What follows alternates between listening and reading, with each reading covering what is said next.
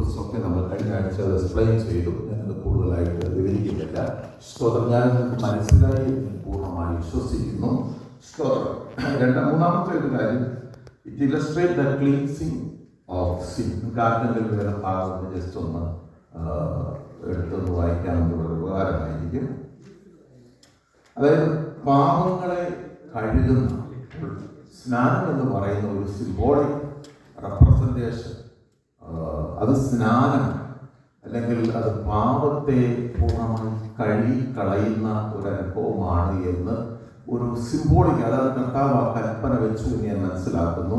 നമ്മൾ അതിൽ കൂടെ നമ്മുടെ അകത്ത് വരേണ്ട ഫെയ്ത്ത്, ഒരു വെള്ളത്തിൽ അല്ലെങ്കിൽ സ്നാനത്തിൽ സ്തോത്രം ചെയ്യുമ്പോൾ എൻ്റെ പാപങ്ങളെ മുഴുവനായിട്ട് കഴുകുന്നു എന്നൊരു ഫെയ്ത്ത് നമ്മുടെ അകത്ത് രൂപപ്പെടുവാൻ ഇടയായിട്ട് നമുക്ക് ആധാരമായിട്ട് നമുക്കറിയാമല്ലോ.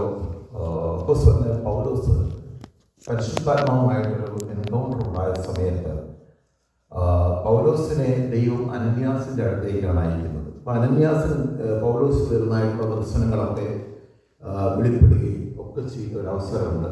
ഈ ഭാഗം പൗലോസ് നമ്മൾ അപ്പോസ്തലപ്രവൃത്തി 9 അധ്യായം നമ്മൾ വായിക്കുമ്പോൾ നമുക്കത് വ്യക്തമായിട്ട് മനസ്സിലാക്കുവാനായിട്ട് കഴിയത്തില്ല. അവിടെ സ്നാനമേറ്റു അദ്ദേഹത്തിൻ്റെ കണ്ണിന് കാഴ്ച ലഭിച്ചു എന്ന് മാത്രമേ ഇട്ടുള്ളൂ അദ്ദേഹം. എന്നാൽ വിസ്താര സമയം അദ്ദേഹത്തെ വിസ്തരിക്കുമ്പോൾ റോമിലെ സഹസ്രാധിപതി മുമ്പിൽ നിൽക്കുമ്പോൾ അപ്പോസ്തലപ്രവൃത്തി 22 അധ്യായം നമ്മൾ വായിക്കുമ്പോൾ അതിനകത്ത് സ്തോത്രം ഈ ഭാഗം അദ്ദേഹം അവരോട് ടെസ്റ്റിഫൈ ചെയ്യുന്നുണ്ട് സ്നാനത്തെക്കുറിച്ച്. നമുക്ക് ആ ഭാഗം ജസ്റ്റ് ഒന്ന് പോയിന്റ് ഔട്ട് ചെയ്യാം. അപ്പോസ്തലപ്രവൃത്തി 22:16. ഇനി താമസിക്കുന്നത് എന്ത്? എഴുന്നേറ്റ് അവന്റെ നാമം വിളിച്ച് പ്രാർത്ഥിച്ച് സ്നാനമേറ്റ് നിന്റെ പാപങ്ങളെ കഴുകിക്കളക എന്ന് പറഞ്ഞു. Get up the baptize and wash your sins away. ഇനി താമസിക്കുന്നത് എന്ത്? Calling on the name of Lord. ഇത് തന്നെ ഒരു സിഗ്നിഫിക്കൻ്റ് ആയിട്ട്, this is why immersion is so significant. ഇതിന് വളരെ ഇമ്പോർട്ടൻ്റ് ഉണ്ട്, വളരെ പ്രാധാന്യമുണ്ട് എന്ന് നമുക്ക് മനസ്സിലാക്കുവാനായിട്ട് സാധിക്കും. അപ്പോൾ അനന്യാസ് പറയും താമസിക്കുന്നത് എന്ത്? സ്തോത്രം. എഴുന്നേറ്റ് get up, be baptized and wash your sins. സ്നാനമേറ്റ് പാപങ്ങളെ കഴുകിക്കളയുക. ഒരു കാര്യം നിങ്ങൾ അങ്ങനെ നമ്മുടെ ബോഡി വെള്ളത്തിൽ മുങ്ങുന്നതുകൊണ്ടല്ല നമ്മുടെ പാപത്തെ കഴുകുന്നത്, പക്ഷെ അതൊരു സിംബോളിക് ആയിട്ടുള്ള ഒരു സിഗ്നിഫിക്കൻസ് ആണ്. അപ്പോൾ നമ്മുടെ അകത്ത് ഇന്ന് സ്ഥാനപ്പെടുന്ന കുഞ്ഞുങ്ങൾ സ്റ്റീമോൻ ചെറിയ മോളും പ്രത്യേകം ശ്രദ്ധിക്കേണ്ടത്, ഞാൻ വെള്ളത്തിൽ മുങ്ങുമ്പോൾ കർത്താവ് എൻ്റെ കാൽവരി ക്രൂശിൽ മരിച്ചു, മരണം നിങ്ങളത് ഏറ്റെടുത്തു, പക്ഷെ നിങ്ങൾ അതിനെ അടക്കപ്പെട്ടു. ആ മിസ്റ്റർ അതിൽ കൂടെ ഒരു പ്രോസസ്സും കൂടെ ഒരു മിസ്റ്ററിയും കൂടെ വെളിപ്പെടുന്നത് നിങ്ങളുടെ പാപങ്ങളെ, ഇതുവരെയുള്ള എല്ലാ പാപങ്ങളെയും കർത്താവ് കഴിയുക. വിശ്വസിക്കുന്നവർക്ക് രക്തം മൂലം പ്രായശ്ചിത്തമാകുവാൻ ദൈവം അവനെ പരസ്യമായി നിർത്തിയിരിക്കുന്നു. റോമാലേഖനം 3 അധ്യായം 25 ജസ്റ്റ് ഒന്ന് വായിച്ചു.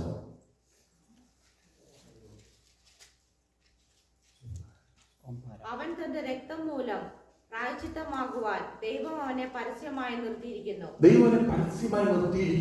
സ്തോത്രം. അടുത്ത വാക്യം ഇംഗ്ലീഷ്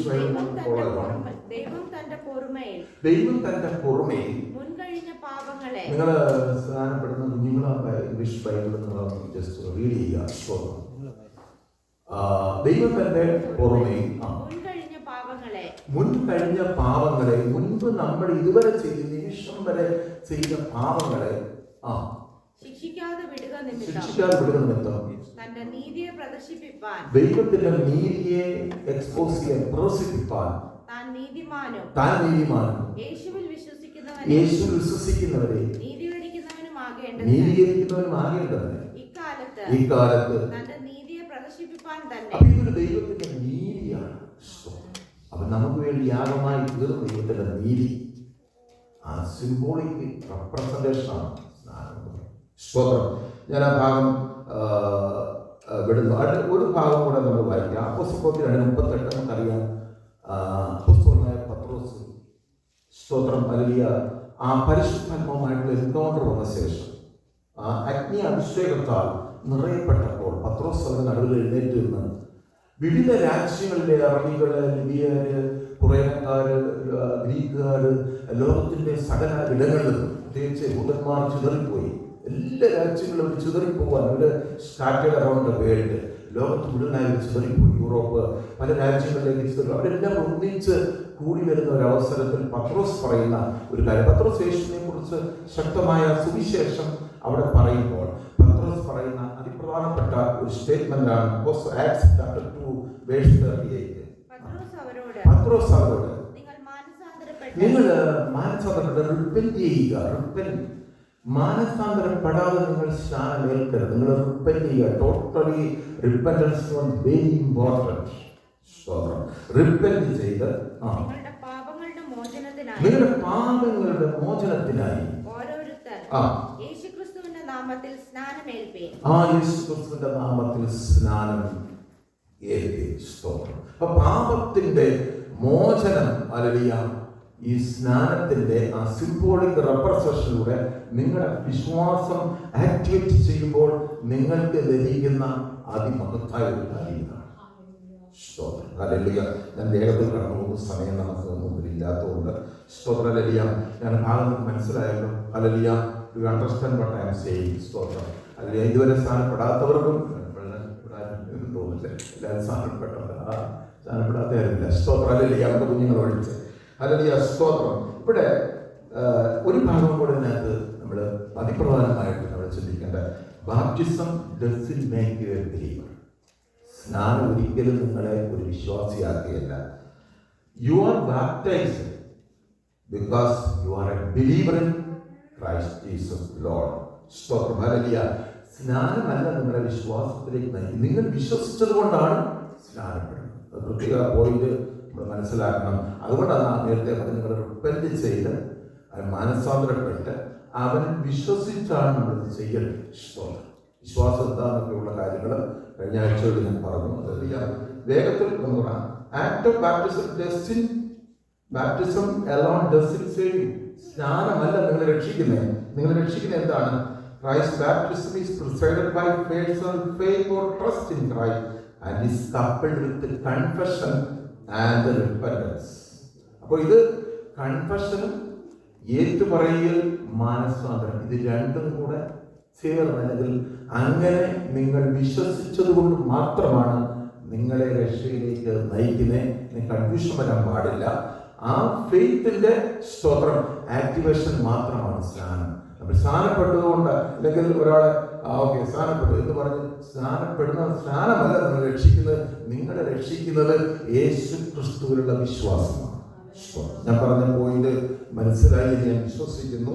സ്തോത്രം. Act of baptism alone doesn't save you. നിങ്ങളെ ബാപ്റ്റിസം എന്ന് പറയുന്ന ആ ഒരു പ്രവൃത്തിയല്ല നിങ്ങളെ രക്ഷിക്കുന്നത് സ്തോത്രം നിങ്ങളുടെ ഫെയ്ത്ത് ആണ്. Personal faith in Christ and അത് അതേസമയം same time coupled with confession and repentance. Hallelujah. സ്തോത്രം.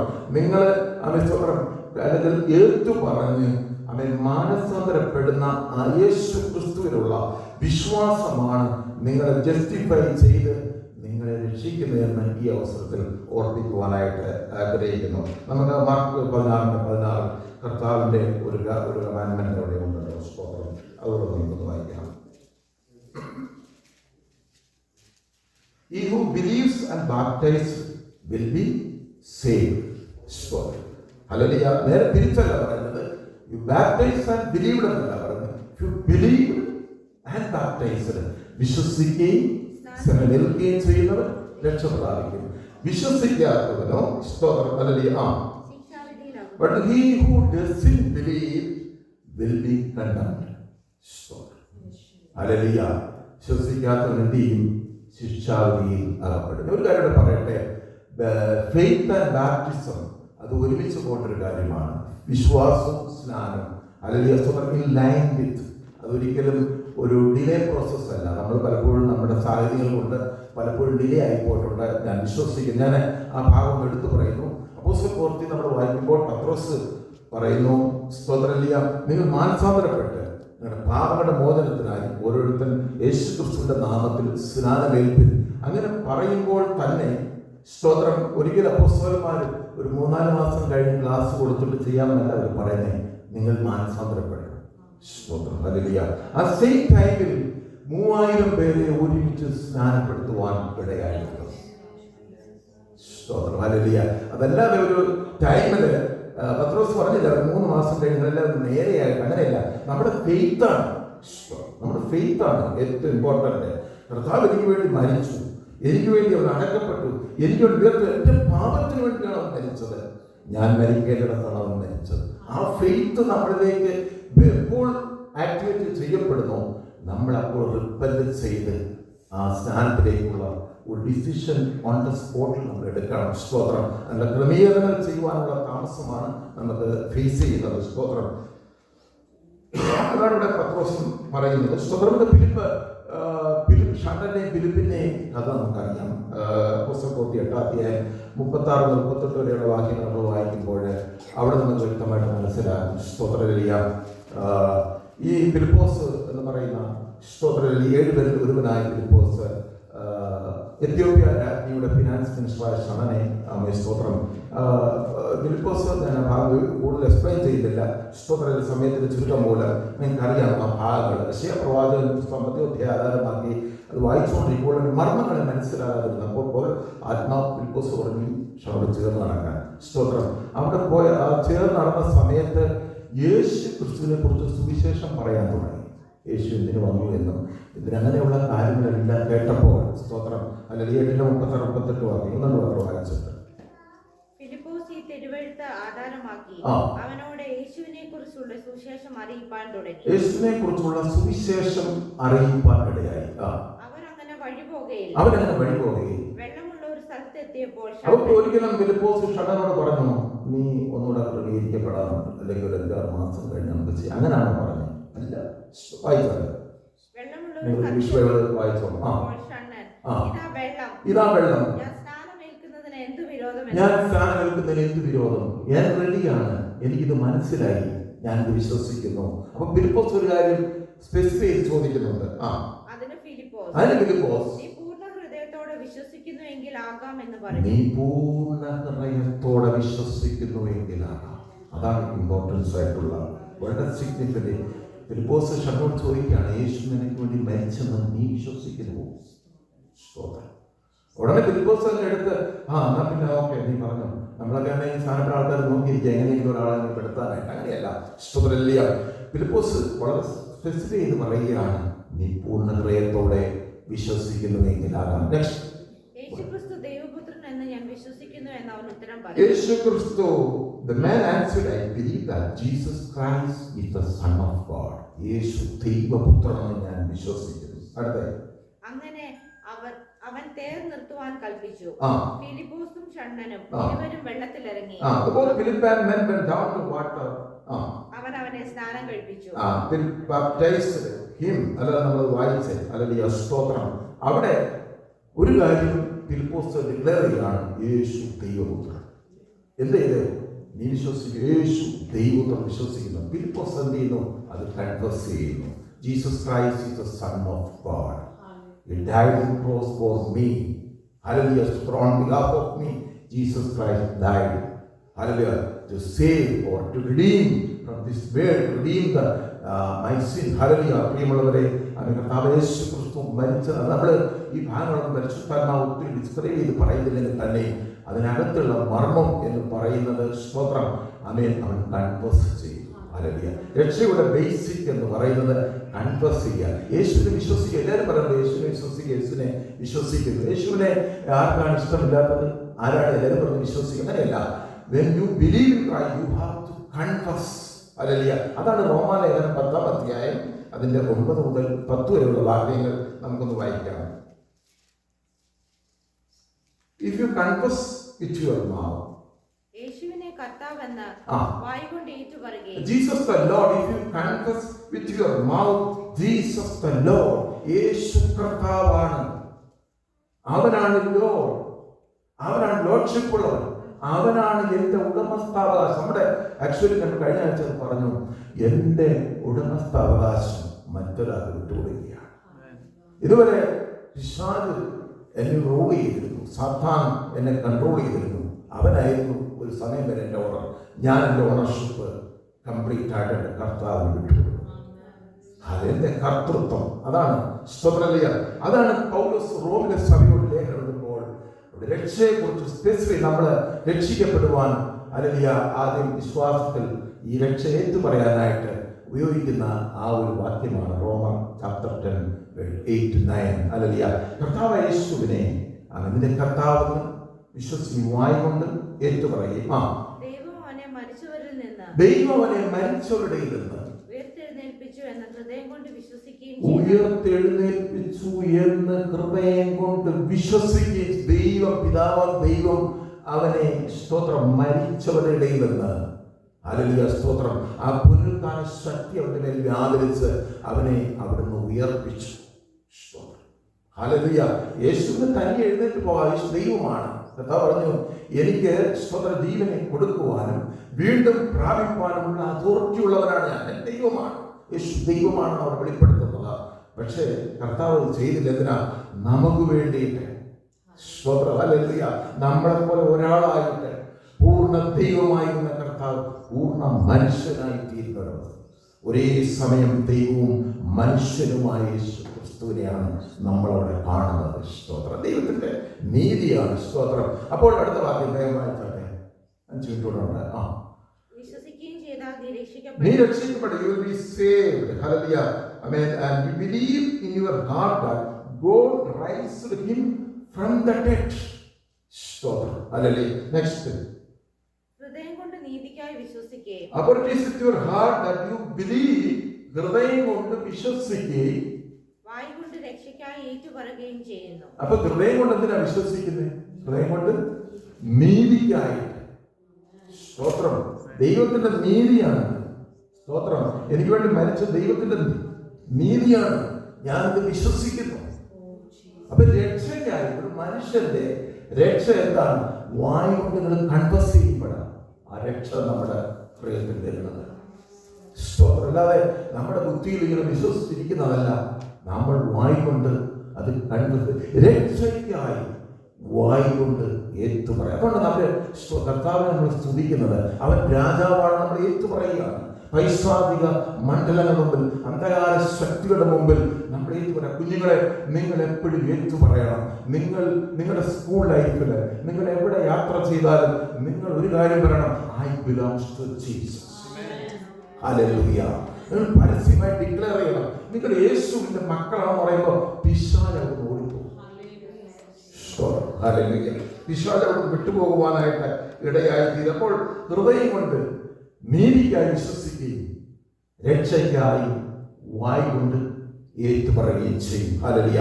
അതാണ് രക്ഷയുടെ, അതാണ് നമ്മൾ മനസ്സിലാക്കി. ഞാൻ ഒരു ഭാഗം കൂടെ വായിച്ചുകൊണ്ട് അവസാനിപ്പിക്കുന്നു. വൈ വി ബാപ്റ്റൈസ്, എന്തുകൊണ്ട് നമ്മൾ സ്നാനപ്പെടണം. നമുക്ക് ഇത്രയും കാര്യങ്ങൾ മനസ്സിലായപ്പോൾ നിങ്ങൾക്ക് തന്നെ, കുഞ്ഞുങ്ങളെ, നിങ്ങൾക്ക് തന്നെ ഒരു ഫൈനൽ കൺക്ലൂഷനിൽ എത്താമെന്നാണ് ഞാൻ വിചാരിക്കുന്നത്. നമ്മൾ സ്നാനപ്പെടണമെന്നുള്ളത് ഏറ്റവും ഇമ്പോർട്ടൻ്റ് ആയിട്ടുള്ള ഒരു അതിപ്രധാനമായ കാര്യം. ഇത് യേശുവിൻ്റെ കൽപ്പനയാണ്. നമ്മുടെ ദൈവത്തിൻ്റെ കൽപ്പനയാണ്. അതിൽ നൽകിയ രാജാവ് ഒരു കമാൻഡ്മെന്റ് പറഞ്ഞു കഴിഞ്ഞാൽ, ഒരു കൽപ്പന പറഞ്ഞു കഴിഞ്ഞാൽ, സ്തോത്രം. ഹല്ലേലൂയ. ഞാനൊരു കാര്യം പറയട്ടെ. നമ്മൾ നിയമങ്ങൾ, ഇവിടെ ഇപ്പം നിയമം, ട്രാഫിക് റൂൾസ് നമ്മൾ കീപ്പ് ചെയ്തില്ലെങ്കിൽ നമ്മൾ ഒഫൻഡഡ് ആകും. നമുക്ക് അതിനകത്ത് രക്ഷപ്പെടാം. എങ്ങനെയാണ്? പെനാൽറ്റി കൊടുത്താൽ മതി. പക്ഷെ കൽപ്പനയ്ക്ക് ഒരു രാജകൽപ്പന, മിഡിൽ ഈസ്റ്റിലൊക്കെ രാജാക്കന്മാരാണ് ധരിക്കുന്നത്, കിങ്ങാണ്. അവിടെ കൽപ്പന ഇട്ട് കഴിഞ്ഞാൽ ആ ഓർഡർ, നെബൂഖദ്നേസർ രാജാവ് പറയുകയാണ്, ഈ ദൈവത്തെ അല്ലാതെ ഇബ്രാഹിംമാരെ തീച്ചുവളം ഉപയോഗിച്ചപ്പോൾ നെബൂഖദ്നേസർ ഡിക്ലെയർ ചെയ്ത, പ്രൊക്ലെയിം ചെയ്ത ഒരു കാര്യമുണ്ട്, പറയുന്ന ഒരു കാര്യമുണ്ട്, ഈ ദൈവത്തെ അല്ലാതെ ആരെങ്കിലും അനുസരിച്ച് ഞാൻ കഷ്ടമായി കിടന്നു. രാജകൽപ്പന ആർക്ക് എതിർക്കാൻ പറ്റത്തില്ല. കമാൻഡ്മെന്റും ലോയും എൻ്റെ ഡിഫറൻ്റാണ്. ലോ, നമ്മൾ if you are not obeying the law, we can say to pay some penalty. നമ്മൾ പെനാൽറ്റി അടച്ച് നമുക്ക് രക്ഷപ്പെടാൻ പറ്റും. എന്നാൽ കൽപ്പന ഒരിക്കലും രക്ഷപ്പെടാൻ പറ്റത്തില്ല. കമാൻഡ്മെന്റ് വിശ്വസിക്കുകയും സ്നാനമേൽക്കുകയും ചെയ്യുന്നവൻ രക്ഷപ്പെടാം. വിശ്വസിക്കാത്തവൻ ശിക്ഷാവിധിയിൽ അകപ്പെടും, ഖണ്ഡനം ചെയ്യും. അല്ലെങ്കിൽ ഒരു സംശയമില്ലാത്ത കാര്യമാണ്. കർത്താവിന്റെ കൽപ്പനയാണ്. കൽപ്പന അനുസരിച്ചേ പറ്റത്തുള്ളൂ. കൽപ്പന, രാജകൽപ്പന, രാജാതിരാജാവിന്റെ ധന്യനായ ഏകാധിപതിയുടെ ആ കൽപ്പന നമ്മൾ അനുസരിച്ചില്ല എങ്കിൽ നമ്മൾ ശിക്ഷാവിധിക്ക് യോഗ്യരായി തീരും എന്നുള്ള ഒരു, അതുകൊണ്ടാണ് നമ്മൾ സ്തോത്രമില്ല. പിന്നെ യേശു നമുക്ക് വേണ്ടി നമുക്കൊരു മാതൃകയായി സ്നാനപ്പെട്ടു. നമ്മളത് ഫോളോ ചെയ്യാനായിട്ട് നമ്മൾ ബാപ്റ്റിസം കഴിഞ്ഞ ആഴ്ച തന്നെ എക്സ്പ്ലെയിൻ ചെയ്തു. സ്തോത്രം. മാത്രമല്ല, നിങ്ങൾ സ്നാനം എന്ന ഒന്നുകൂടെ നിങ്ങൾ എന്തുകൊണ്ട് ഞാനൊരു വിശ്വാസിയാണെന്ന് പബ്ലിക്കിൽ ഡിക്ലെയർ ചെയ്യുകയാണ്. സ്തോത്രം. അപ്പോസ്തലപ്രവൃത്തി 18:8 നമ്മൾ വായിക്കുന്നു. സ്തോത്രം. അല്ലെങ്കിൽ 1-2 മിനിറ്റ് കൂടെ ഉണ്ട്. അപ്പോസ്തലപ്രവൃത്തി 18:8 നമ്മൾ വായിക്കുന്നു, many of Corinthians who had him believed and were baptized. കോരിന്ത്യർ അനേകർ യേശു വിശ്വസിച്ചു, അവരെന്ത് ചെയ്തു? സ്നാനമേറ്റു. വിശ്വസിച്ചു, സ്നാനമേറ്റു. ഇതെപ്പോഴും നമ്മൾ ഇത് in line with this process ഒരുമിച്ച് പോകേണ്ട ഒരു കാര്യമാണ്. വിശ്വസിച്ചു, സ്നാനമേറ്റു. അല്ലാതെ 6 മാസം ക്ലാസ് കൊടുത്ത് ചെയ്യേണ്ട ഒരു കാര്യമല്ല. നിങ്ങളുടെ അകത്ത് ഫെയ്ത്ത് രൂപപ്പെട്ട് കഴിഞ്ഞാൽ ഷുവർലി നിങ്ങൾ ചെയ്യേണ്ട കാര്യമാണ്. ക്രൈസ്റ്റ് കമാൻഡാണ്. ഒരു കാര്യം കൂടെ സ്തോത്രം ഞാൻ പറഞ്ഞുകൊണ്ട് വൈൻഡപ്പ് ചെയ്യുന്നു. Because it is appeal we make to God for a clean conscience. നമ്മളെ ഒരു നല്ല മനസാക്ഷിക്കുള്ള ഒരു അപേക്ഷയാണ്. ഹല്ലേലൂയ. ആമേൻ. ഒരു കാര്യം ഞാൻ പറയുന്നത്, ഹല്ലേലൂയ, 1 പീറ്റർ ചാപ്റ്റർ 3 വേഴ്സ് 21 അതിനകത്ത് അപ്പോസ്തലനായ പത്രോസ് ഒരു കാര്യം വ്യക്തമായിട്ട് എടുത്തു പറയുന്നു. ഒന്ന് വായിക്കാനുണ്ട്. 1 Peter chapter 3 verse 21. The real active സ്തോത്രം. ഹല്ലേലൂയ. അത് സ്നാനത്തിന് മുമ്പ് നോഹയുടെ ചരിത്രം പറഞ്ഞിട്ട് നോഹ വെള്ളത്തിൽ കൂടെ 8 പേർ രക്ഷ പ്രാപിച്ചു എന്ന് പറഞ്ഞിട്ട് അടുത്ത സ്റ്റെപ്പാണ് അത് സ്നാനത്തിന് ഒരു മുൻകുറി. അതൊരു അടയാളമായിട്ട് നമുക്ക് നിൽക്കുന്നു. നെക്സ്റ്റ്, സ്നാനമോ ജഡത്തിന്റെ ഒരു കാര്യം ഒരിക്കലും ജഡത്തിന്റെ അഴുക്ക് കളയുന്ന ഒരു പ്രോസസ് അല്ല സ്നാനം. പിന്നെന്താണ് സ്നാനം? ദൈവത്തോട് നല്ല മനസാക്ഷിക്കുള്ള അപേക്ഷയായിട്ട് അത്രേ. എന്താ നമ്മളത് മനസ്സിലാക്കുന്നത്? What you mean that word of God. സ്തോത്രമില്ല. ആമേൻ. അതിങ്ങനെ ഒന്ന് എക്സ്പ്ലെയിൻ ചെയ്ത് ഇങ്ങനെയാണ്. അല്ലെങ്കിൽ ഒത്തിരി ഉദാഹരണങ്ങൾ വേറെ ഉണ്ടെന്ന് ഞാൻ ഭാഗത്തോട്ട് കടക്കുന്നില്ല. സ്തോത്രം. വളരെ സിമ്പിളായിട്ട് കർത്താവിനെ ഞാനാണ് മരിക്കേണ്ടത്, അല്ലേ? സ്റ്റീമോനാണ് മരിക്കേണ്ടത്, ചെറിയ മരിക്കണം. സ്തോത്രമില്ല. നമ്മുടെ പാപനിമിത്തം ആദാമിന്റെ പാപത്തിന്റെ അല്ലെങ്കിൽ അതിന്റെ കോൺസിക്വൻസ് തലമുറകളിൽ വ്യാപരിച്ചു കിടക്കുമ്പോൾ ഞാൻ മരിക്കണം. പക്ഷെ എനിക്ക് വേണ്ടി ആര് മരിച്ചു? യേശു മരിച്ചു. സ്തോത്രമില്ല. അപ്പോൾ ഞാൻ ശിക്ഷയ്ക്ക് ഞാനാണ് ആക്ച്വലി ഞാൻ ശിക്ഷയ്ക്ക് വിധേയനാണ്, ഞാൻ അർഹനാണ്. ഐ ഡിസേർവ് ദാറ്റ് ടു കണ്ടം വിത്ത് മൈ സിൻ. അല്ലെങ്കിൽ ആ പാപത്തിന് അല്ലെങ്കിൽ ഞാനാണ് ശിക്ഷ ഏറ്റെടുക്കേണ്ടത്, ഞാനാണ് ആ ശിക്ഷ എടുക്കേണ്ടത്. പക്ഷെ ആ ശിക്ഷ ആരെടുത്തു? ഹല്ലേലൂയ, ജീസസ് എന്നെ രക്ഷിച്ചു. അപ്പോൾ രക്ഷിക്കുന്ന അപ്പോൾ നമുക്ക് എന്ത് ചെയ്യണം? ഒരു നല്ല മനസാക്ഷിയുള്ളവരായിരിക്കും. പലർക്കും ഇതിന്റെ അർത്ഥം അറിയത്തില്ല, പലർക്കും ഇത് മനസ്സിലാക്കാൻ കഴിയുന്നില്ല. സ്തോത്രമില്ല. ഒരു നല്ല മനസാക്ഷിയുള്ള ഹല്ലേലൂയ, സ്തോത്രം. ആമേൻ. രാജുവും തോമസ് ആ ഒരു വലിയ കൊലക്കുറ്റം ചെയ്തു.